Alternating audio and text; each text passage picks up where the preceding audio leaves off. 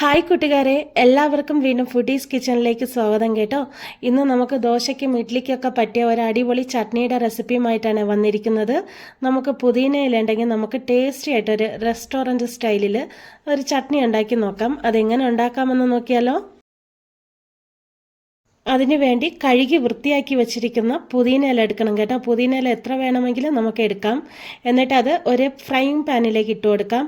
ഒരു തുള്ളി എണ്ണ ചേർക്കേണ്ട ആവശ്യമില്ല. ഈ ഇലയുടെ വെള്ളം എല്ലാം നമുക്കൊന്ന് വറ്റിച്ചെടുക്കണം.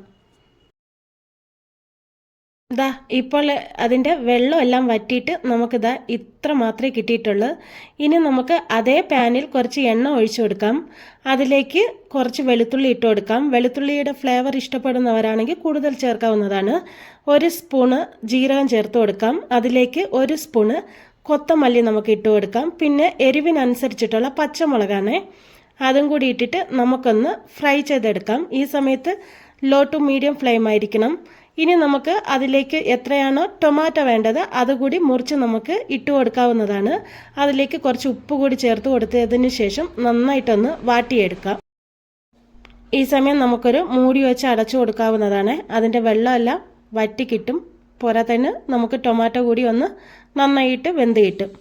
ഇടയ്ക്കിടയ്ക്ക് നമുക്കിങ്ങനെ ഇളക്കി കൊടുക്കണം. എന്നിട്ട് നമ്മൾ മാറ്റി വച്ചിരിക്കുന്ന പുതിനയില ഇതിലേക്ക് ചേർത്ത് കൊടുക്കാം. എന്നിട്ട് ഈ ടൊമാറ്റോയും ഇതെല്ലാം നമുക്ക് തണുത്തതിന് ശേഷം നമുക്ക് മിക്സിയുടെ ജാറിലിട്ട് അരച്ചെടുക്കാവുന്നതാണ്.